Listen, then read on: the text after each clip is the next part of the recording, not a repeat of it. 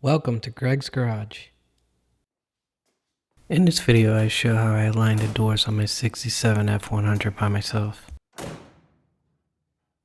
If you like working on cars and watching DIY videos, then you should hit the subscribe button because that is what I post on this channel. After having to slam the door for so long because of some bad new seals, and during the filming of my replacement seal video, I decided to do a door alignment video because the doors got so out of line. As you can see here, the door is just sitting way too low and the lines are off. Since all doors can be different, I intended it to be more of a helpful guide with tips. I didn't want to kill the battery in the process, so one of the things I can do is either disconnect the battery, tape off the switch, or just disconnect one of the ends and tape it off, which is what I wound up doing.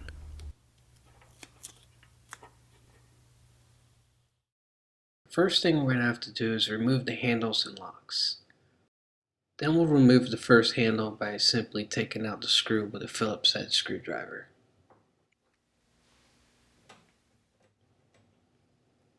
Once the screw is fully removed, you should be able to just pull the handle right off. I like to place the screws back where they belong, that way I don't spend an hour looking for them later. The door lock handle is removed in the same way, just by taking out the Phillips screw and then pulling off the handle. Don't forget the washer that's located behind the handle. The armrest is removed by taking out the two Phillips screws that are underneath the armrest.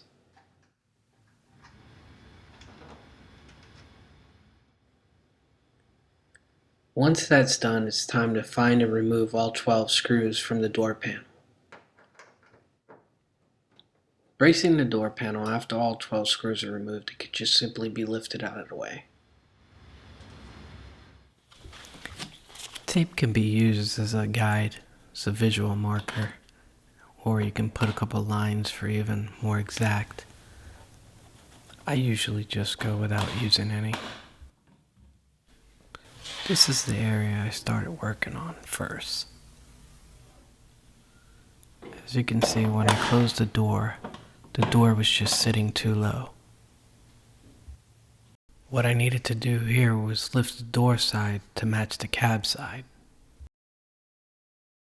All the hinge bolts can be loosened with a 1/2-inch socket as needed. Once loosened, there's plenty of room of adjustment in any direction. By just loosening the bottom bolts, I was able to lift up on the door, and that would leave the top where it is, but allow the bottom to swing out, which will bring the line up. So here I show how lifting on the handle will bring it up, but I used a glove and lift it up on the inside so that way I can reach the bolts and tighten them when I have it where I like it. Once again, what I'm trying to do is just lift the door to match the lines, and then that way I can tighten the bolts out. It might take several times.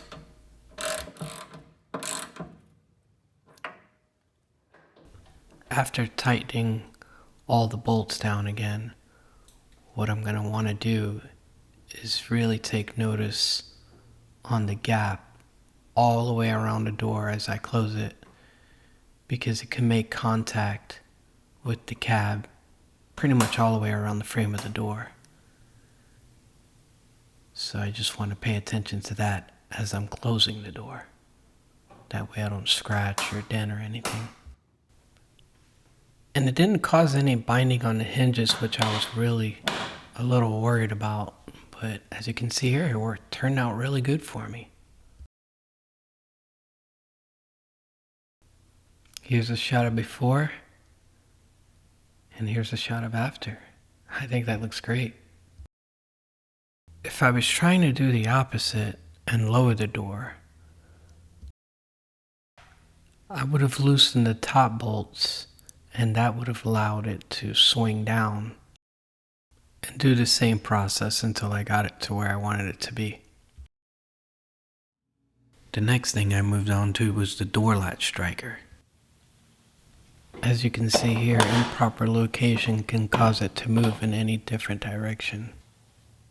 The striker could be removed by using a 12.75 inch socket.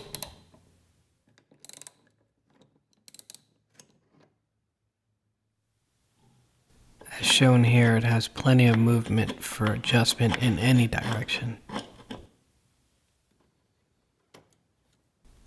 Here it looks like I'm cracking a safe, but I just wanted to show that most of the time you're just going to be moving in small amounts. And then when you have it where you think it should be, you'll just go ahead and snug it down just a bit.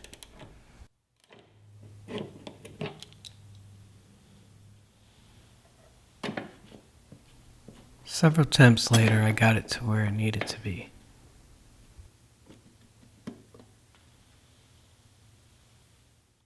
On this overhead view, you could see where it went from sitting out to sitting flush.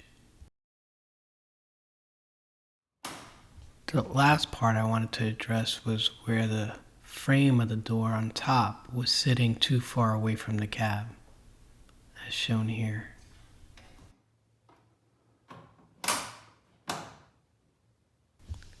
When I closed the door, you could see how far out it's sitting. I was able to do that by loosening the 3 bolts on the cab side of the hinge. By loosening the bolt with a 1/2 inch socket, I'm able to lift on the door again, and that will get it closer to the cab, or I can let it down and get it further away. So once again, I was able to just lift it up from the inside and hold it where I think it should be and tighten the bolts down.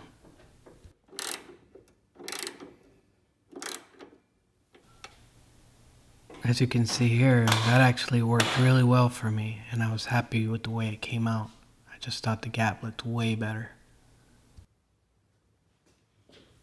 Another thing you can do for fine adjustments on unpainted trucks is you can put a block of wood to kind of rack the door. But since mine is painted, I just used a moving blanket, fold it up really tight to keep it away. I would just place it between the door and the cab, and then by pushing it on the bottom part of the door, it'll bring the bottom side in and leave the top basically where it is. And then if you needed to get the top end closer, you would just wedge it between the bottom of the door and the cab and then push on the top. And that should bring the door in to where you need it. After getting everything where you want it, you can drill a little 1/8 inch hole through the bracket. That can be used to realign the doors if need be with an 1/8 inch drill bit. But I prefer to just use a Sharpie and then circle the bolts to know where it is. That way it's not permanent. And here you have it, a shot of before and after. Let's see that again.